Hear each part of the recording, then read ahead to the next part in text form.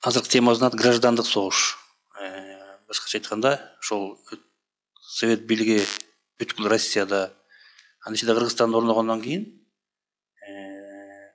баягы Совет бийлиги орноп, бийликтен кулатылган таптардын куралдуу каршылыгы пайда болуп, ушул бүткүл Совет өлкөсүндө, анын ичинде Кыргызстанда Совет баягы граждандык согуш башталган да. Граждандык согуш бул согуш. 1918-жылы экинчи жарымынан башталып,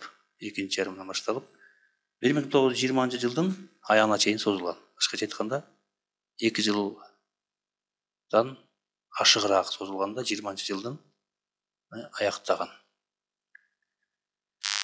Бул граждандык согуш айтпадыкпы жана, сөзсүз түрдө Совет мамлекетине каршы багытталган да.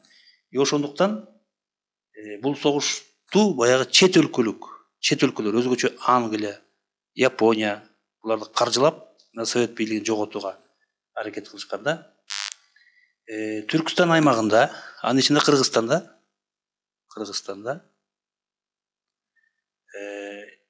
бул граждандык согуш катаал формада өткөн, формада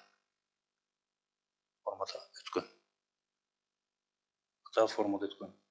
1918-жылдын жайында, 1918-жылдын жай айларынан баштап, империалисттик мамлекеттердин баягы аракеттенүүсүнүн натыйжасында граждандык согуш күч алат. Дагы ак гвардиячылар, бул жерде деген кызыл армия, анан ак гвардиячылар деп бөлүнүп калганда, кызыл армия болсо, баягы Совет бийлигин жактаган армия дагы бул жерге жазып коелучу.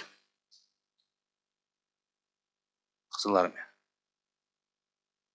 Армия бул Совет бийлигин жактагандар. Ал эми ак гвардиячылар дегенде түшүнүк пайда болгон. Ак гвардиячы. Бул жанагы бийликтен четтетилген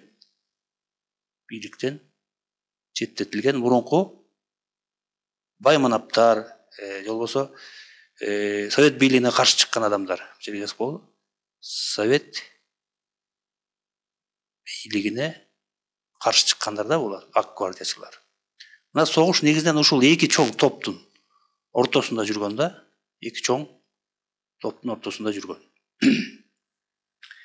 Да, бул согушту, граждандык согушту, ошол ак гвардиячылар менен бирге жерден Англия, Франция, Япония, өңдүү, АКШ ошонун ичинде. АКШ мамлекеттери бул граждандык согушту ак гвардиячылар менен бирге колдошуп, алардын негизги максаты Совет бийлигин кулатуу болгон да. Совет бийлигин кулатуу болгон. Жана орустардын тарткан фильмдерди көрсөңүздөр керек. Адмираль деген, ошондо жана Колчак, эмне деген чоң тегерегин адамдар топтой алган да, ошол Совет бийлигине каршы. Мына ошол сыяктуу да, бул Кыргызстанда дагы Совет бийлиги өзгөчө кырдаалда өттү деп айтпадыкпы? Түркстандагы контрреволюциялык күчтөрдү басуу үчүн Түркстанда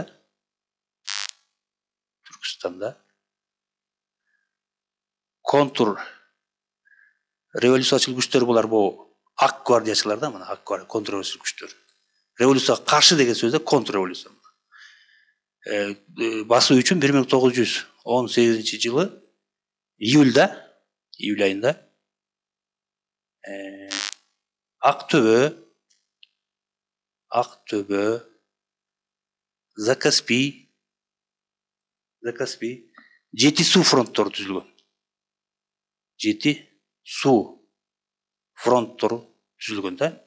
Анын ушул максаты, бул фронттордун максаты, ошол жана контрреволюциялык күчтөргө каршы аракеттерди жүргүзүү, Түркстанда коргонуш штабын түзүү, фронтторду башкаруу болгон да. Түркстан Республикасынын революциялык аскердик совети дагы түзүлгөн да.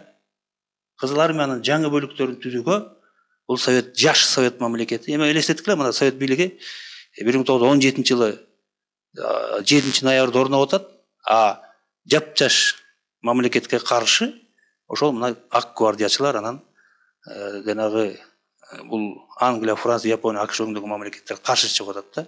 Ошондуктан совет мамлекети алгачкы убакыттарда сөзсүз түрдө кыйналган. Ошонун ичинде Кыргызстанда да болуп атат да. Кыргызстан түштүгүндө граждандык согуш бул басмачыларга каршы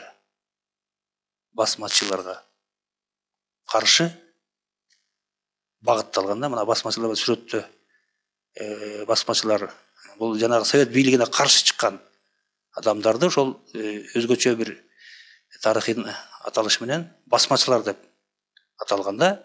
Мына ошол Кыргызстан түштүгүндөгү граждан согуш басмачыларга каршы багытталган.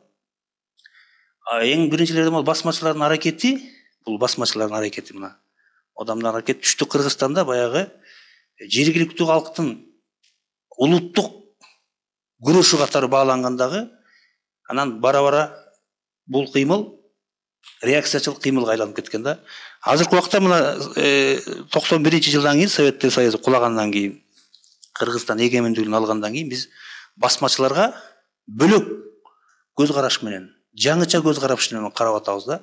Себеби булар ошол өзүнүн өз убагында баягы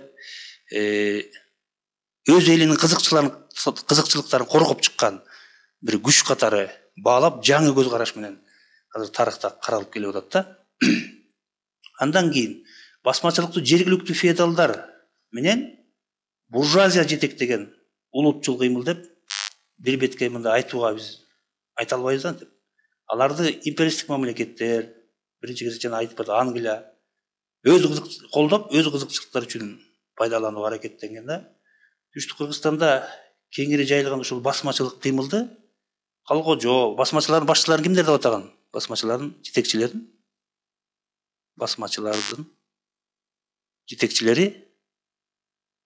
жетекчилерин корбашы деп аташкан. Корбашылар, лидерлер ушул корбашы деп аташкан да. Ушул Калгожо, Мадаминбек, Мойдунбек, Эргеш, Рахманкул, Көршермат деген ушул корбашылар түштүк Кыргызстандагы жанагы басмачылык кыймылды жетектеп совет бийлигине каршы чыгышкан да. Бул кыймылга саясий түс бериш үчүн пан-исламизм жана пан-туркизм идеялары пайдаланылган да. Пан-исламизм деген бул саясий термин, мына бул жерге жазып коеюн. Пан-исламизм, анан пан-туркизм.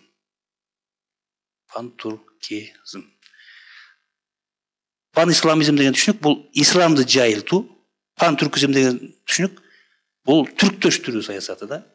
Совет бийлигин коргоо ишине жергиликтүү калкты тартууга өзгөчө көңүл бурулуп, ошонун натыйжасында баягы Кызыл армиянын катарына мындай ыктыярдуу өз каалоосу менен элдер, жумушчу дыйкандар өтө башташкан да. Кыргызстандан алгачкылардан болуп Жусуп Абдрахманов,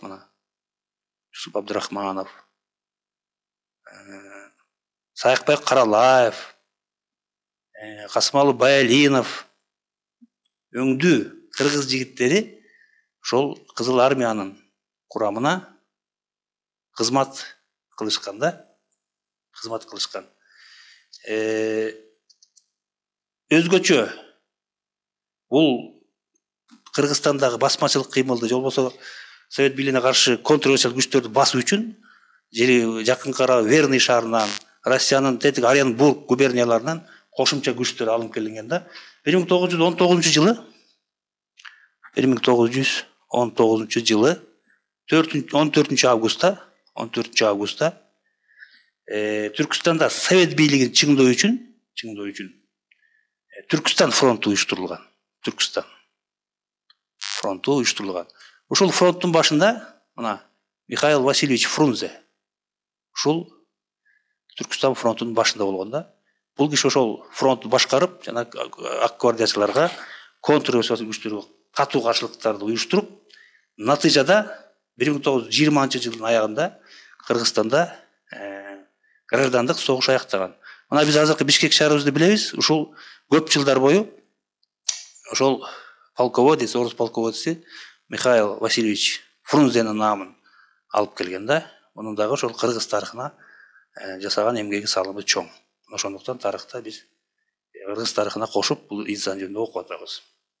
Натыйжада 1919-20 жылдын аягында Кыргызстанда жанагындай бардык Кызыл армиянын ыктыярды кошулган адамдардын, жумушчу дыйкандардын аракетинин натыйжасында 1920 жылдын аягында Кыргызстанда